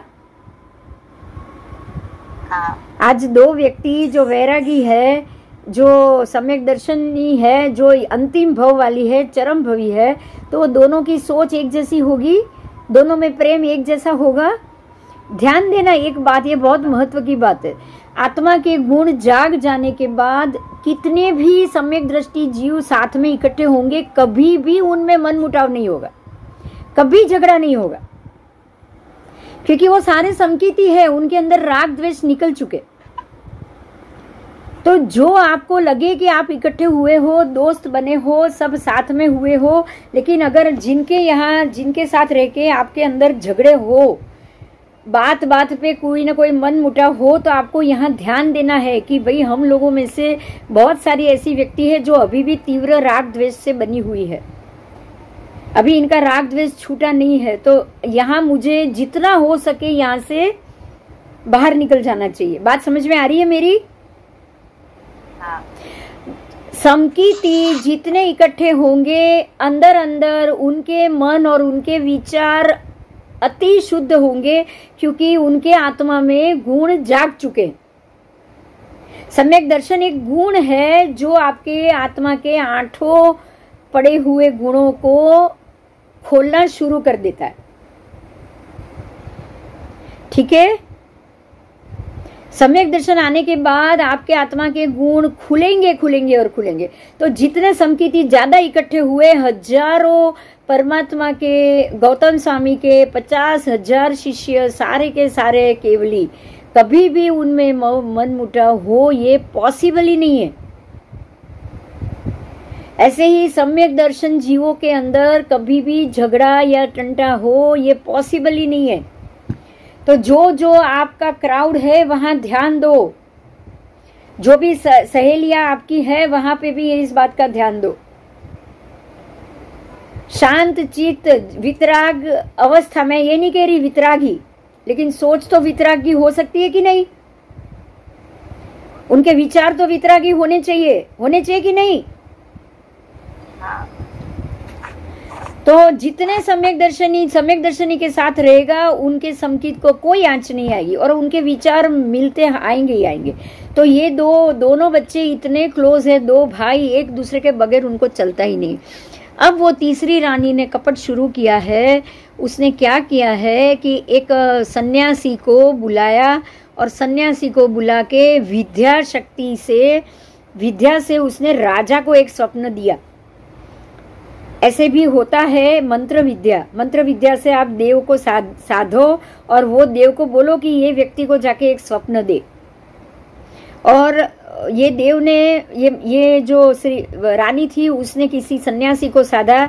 सन्यासी ने किसी देव की भक्ति करता था, वो देव को आदेश दिया कि तू जा और ये राजा को एक स्वप्न दे। तो वो देव आया और स्वप्न में जाके राजा को वो स्वप्न दे रहा है कि कह रहा है कि हे राजन, वो देव ने उसको सपना में कहा कि हे राजा, नए उत्पन्न हुए दैत्य के समान तुम्हारे ये दोनों जय और विजय नाम के दोनों कुमार थोड़े ही समय में तुझे मार के गादी पे बैठ जाएंगे। समझ में आई क्या कहा? बाप को ही कह दिया कि सपना दे दिया कि अब थोड़े ही दिन में तेरे ये दोनों बेटे तुझे मार के गादी पे बैठ जाएंगे। राजा ये सपना देख के जागे। अब ये सपना आया है, ये सपना बताए किसको? अब वो जो दो पुत्र है उसकी माओ को तो बता नहीं सकते थे, इसलिए उसने ये अपनी ये तीसरी रानी थी उसको बताया, उसको ये बताया।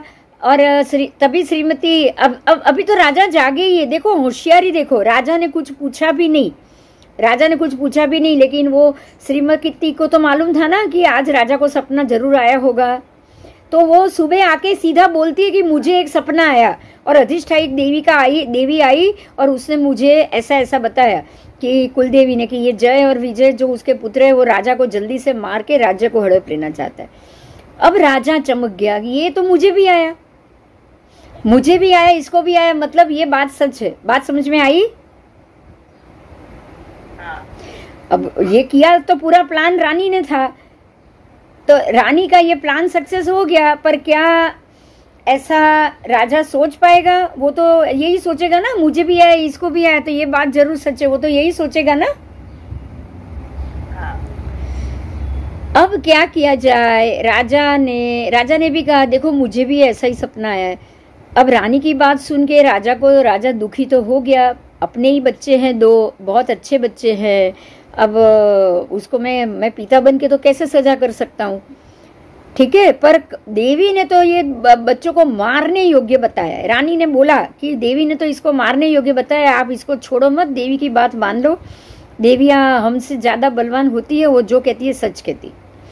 तो कुमारों को मेरे पास आने से मैं अब राजा ने क्या किया? राजा मारने का तो नहीं सोच सकता है, लेकिन राजा ने कह दिया कि ये दो कुमार मेरे महल में नहीं आएंगे। राजा ने आदेश दे दिया कि ये दो कुमार मेरे सामने कभी भी नहीं आएंगे। जब ये कुमार महल में, बच्चे हैं दोनों, जब पिता के महल में जाने के लिए गए तो दरबान ने रोक दिया और बोल दिया कि आदेश है कि पिताजी को आपको नहीं मिलना है। वो राज्यसभा में मिलने गए कि राज्यसभा में जब लोगों से मिलते हैं तब मिलना हो जाएगा, लेकिन वहां भी दरबान ने रोक दिया कि पिताजी का आदेश है, आप पिताजी का चेहरा नहीं देखोगे। अब ये दोनों बच्चों को बुरा लग गया। बच्चे को तो लग जाता है ना कि मेरे पिता मुझे देखना नहीं चाहते हैं, तो हम लोगों को अब यहाँ रह के क्या फायदा।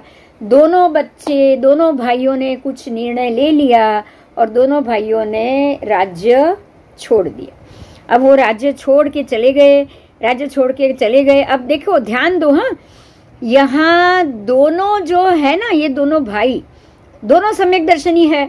अब दोनों को क्या ख्याल आएगा? अगर सम्यक दर्शनी नहीं होते तो उल्टा होता कि नहीं, गुस्सा आता, पिता को जाके बोलते, 10 लोगों को बोलते, न्याय मांगते हैं कि भाई ऐसे कैसे पिता हमको यहाँ से निकाल सकते हैं, हमको अगर निकालना है तो राज्य दो और निकालो। ऐसा होता है ना, होता है कि नहीं? होता है, लेकिन ये सम्यक दर्शन ही है। उसने क्या सोचा, दोनों ने आपस में मंत्रणा की कि बिना अपराध जाने राजा द्वारा ये हमारा अपमान हुआ है। राजा ने अपराध नहीं जाना है, क्या हमको बताया भी नहीं है, तो फिर अब हमको यहाँ रह के कोई फायदा ही नहीं है। अतः अब ये राजा के राज्य में रहना योग्य नहीं है। अब यहाँ एक बात पे ध्यान दो, बहुत ही महत्व की बात। बिना अपराध बताए जब आप किसी को ऐसे दंड दो, तो क्या ये व्यक्ति वितराग की उसकी जो राग और द्वेष की ग्रंथि घटी हुई होगी?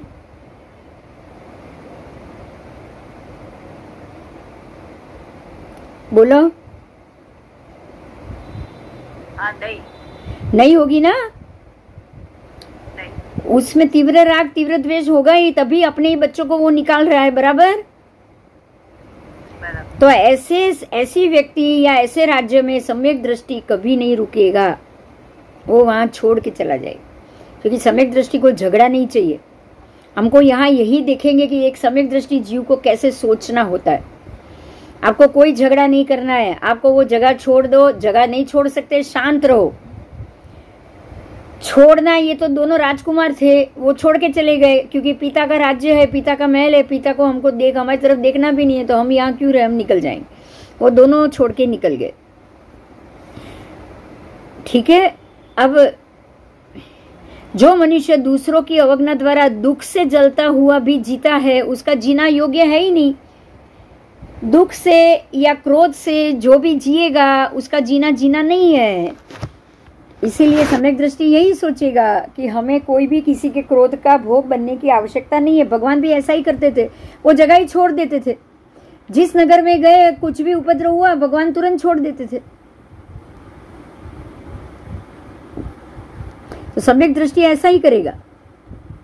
इससे तो अच्छा है कि स्वेच्छानुसार देशांतर जाना चाहिए, और दोनों देश छोड़कर चले गए। ठीक है। आगे बिल्कुल यहाँ दो एग्जाम्पल दिया है, सत्पुरुष, सिंह और हाथी।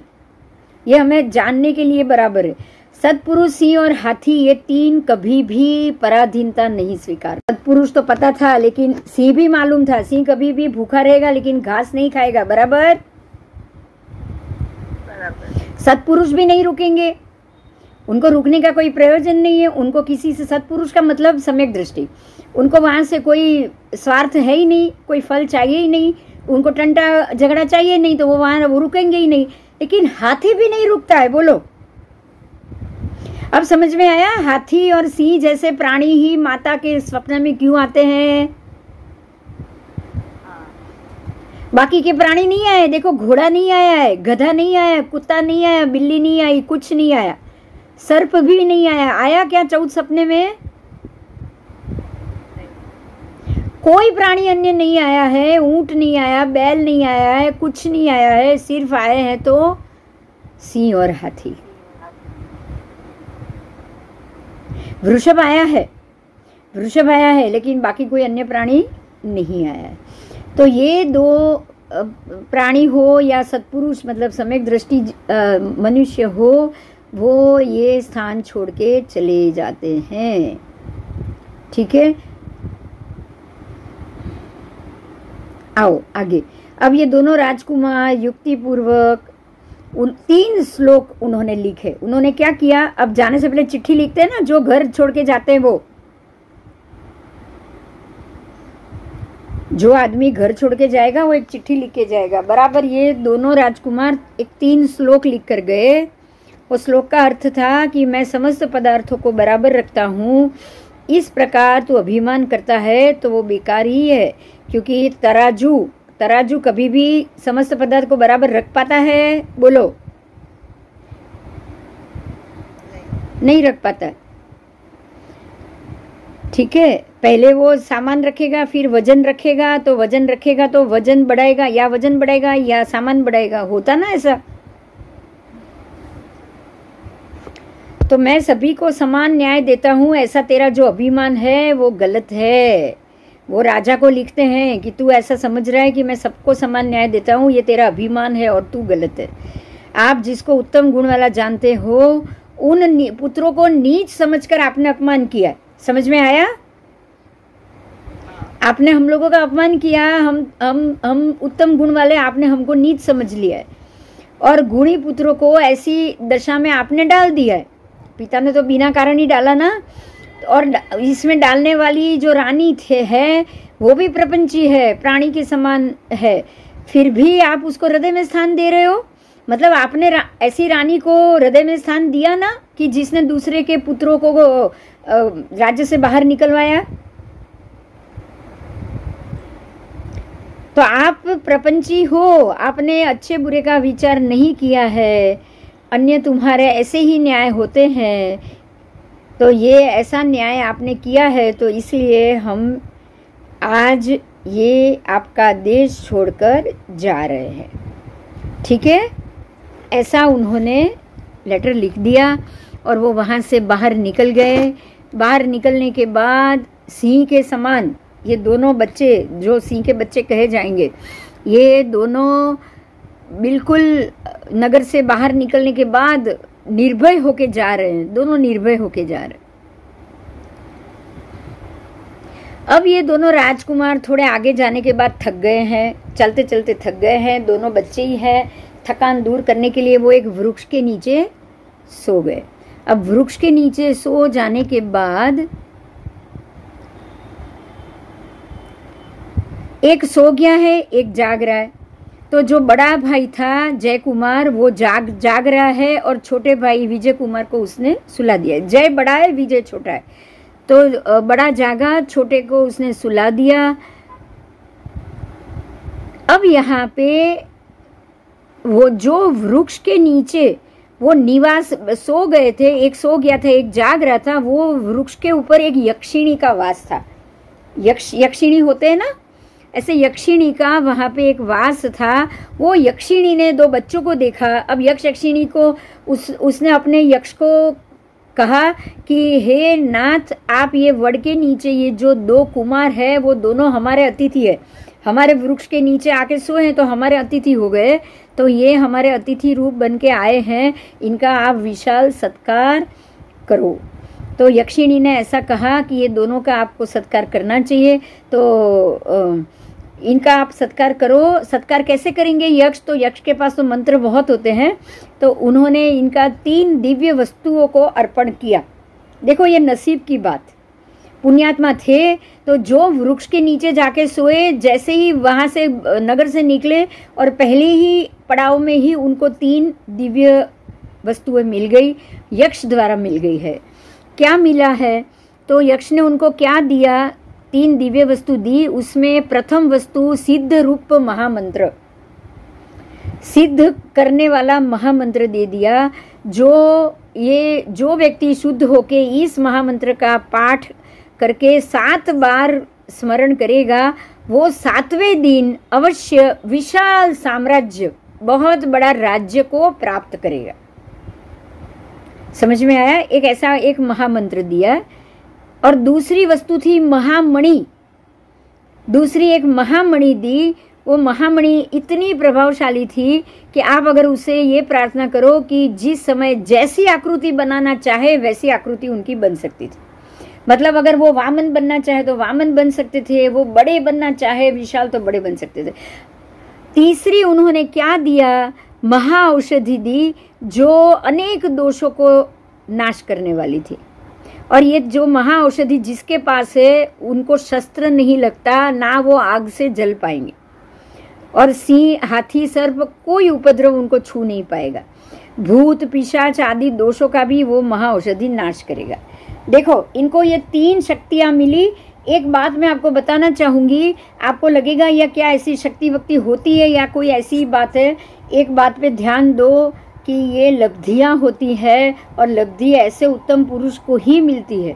आपको ये पता होगा गौतम स्वामी जी लब्धि निदान थे, उनको 28 प्रकार की लब्धि प्राप्त थी। हाँ या ना? हाँ, उसमें ये सारी लब्धियां आ जाती। अब उनको ऐसी भी लब्धि प्राप्त थी, अंगूठा खीर में रखा और खीर घटी नहीं, हम जानते हैं। उनको ऐसी लब्धि प्राप्त थी, सूर्य का किरण पकड़ के वो पूरा अष्टापद पर्वत चढ़ गए। बराबर। तो ऐसे ही ये यक्ष 28 प्रकार की लब्धियां तो बहुत होती है, और ये लब्धि मंत्र के अधीन होती है, देवों के अधीन होती है, ये हम लोगों के पास नहीं होती। तो ये लब्धियां देव हमें ही देंगे, जिनका अच्छा मन किया वो हमको दे देंगे। तो यक्ष यक्षिणी ने 3 ऐसी सिद्धियां ये दोनों राजकुमार को दी। ठीक है, तो ये 3 दिव्य वस्तु प्राप्त करके जय कुमार, जाग कौन रहा था? जय कुमार। तो वो जय कुमार को ये तीनों चीज मिली, वो बहुत आनंदित हुआ, और वो महा औषधि के प्रभाव से अब हमें कोई उपद्रव नहीं होगा, तो कोई भी खुशी होगा ना, ऐसा निश्चय करके निर्भयता से वो वापस फिर सुख पूर्वक सो गया। अब तो वो भी सो गया, क्योंकि अब तो दोनों सो गए। अब तो ये मेरे पास औषधि है, मेरे पास ये 3 लब्धि है, तो अब तो हमें कोई ना कोई अग्नि जलाएगी, ना कोई प्राणी मार सकता है, ना कोई शस्त्र काट सकता है। अब वो आराम से सो सकता है कि नहीं? अब वो निर्भयता से सो गया। ठीक है, तो अब क्या हुआ कि दूसरे दिन दोनों ब्रह्म मुहूर्त में यहाँ प्रभात काल लिखा है, तो यहाँ ब्रह्म मुहूर्त का समय आएगा प्रभात काल। प्रभात काल मतलब कि अभी भी सूर्य उदित नहीं हुआ है। दक्षा, ये बहुत इंपॉर्टेंट पॉइंट है। ये कम से कम 700-800 साल पहले की बात है। 800 साल पहले ये महात्मा हो गए जिन्होंने ये विवेचन किया है। तो तब ये ब्रह्म मुहूर्त में प्रभात काल माना जाता था। ठीक है,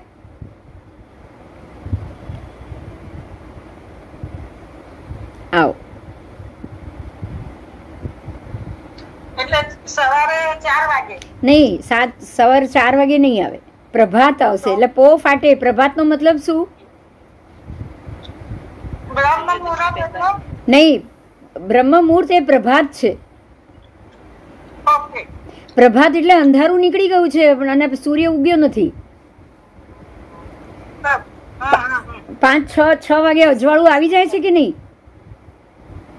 સૂર્યોદય પહેલાની 48 મિનિટ એવું કહેવાય ને? हाँ, એવું જ કહેવાય ને। सूर्योदय पहलानी 48 मिनट ऐसा नहीं कहेंगे, लेकिन परोढ़ हो चुका है, मतलब प्रकाश आ गया है, लेकिन सूर्य नहीं दिख रहा है। तो उसको हम बोले ना पो फाटे ने प्रभात कहेवाय।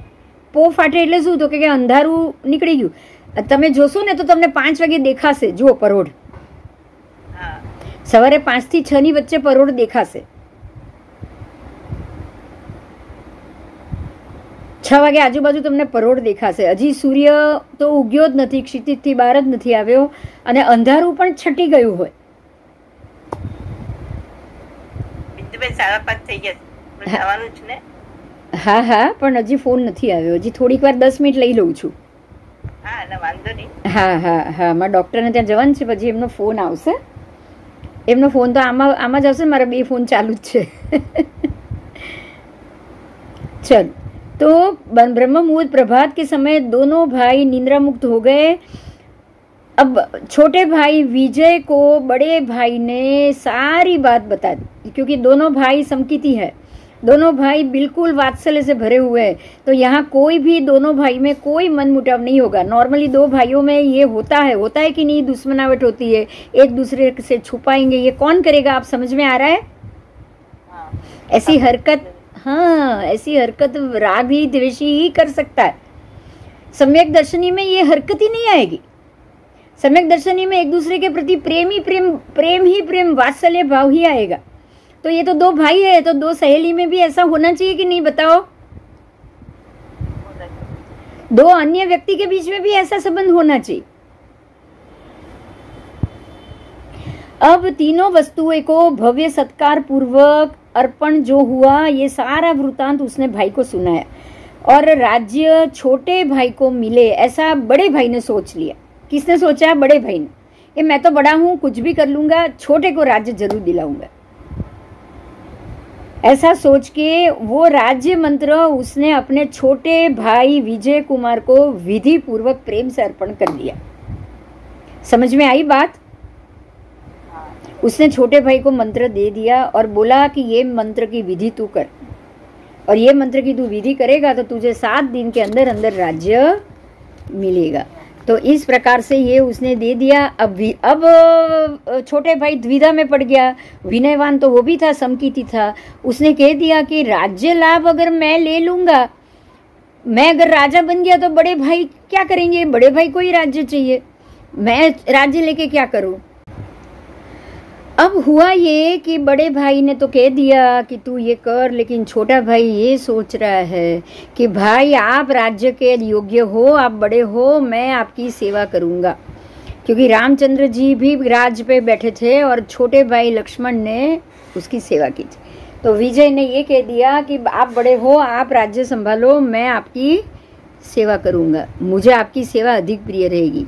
तो मंत्र आप ही करो, आप ही राजा बनो, ठीक है।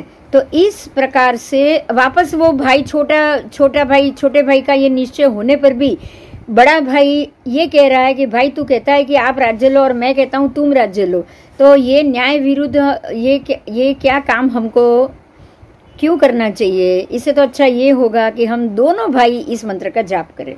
अब समझ में आया, बीच का रास्ता निकाल दिया कि अरे हम दोनों जाप कर लेते हैं, चलो तुम कहते हो मैं करूं, मैं कहता हूं तुम करो, इससे तो अच्छा हम दोनों कर लेते हैं, चलो जिसको जो मिलना है वो हो जाएगा, बराबर, जिसके नसीब में होगा उसको मिल जाएगा, ठीक है।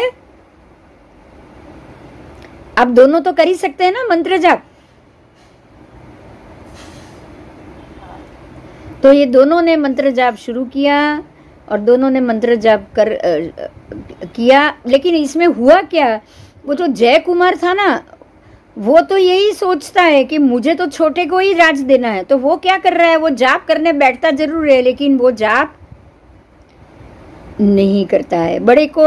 छोटे को दिखाता है कि मैं ये कर रहा हूँ, लेकिन उसको तो छोटे भाई को ही राज्य देना है। तो इसलिए वो क्या कर रहा है, छोटे को ये बता रहा है कि देखो मैं कर रहा हूँ, लेकिन वो जाप नहीं कर रहा है।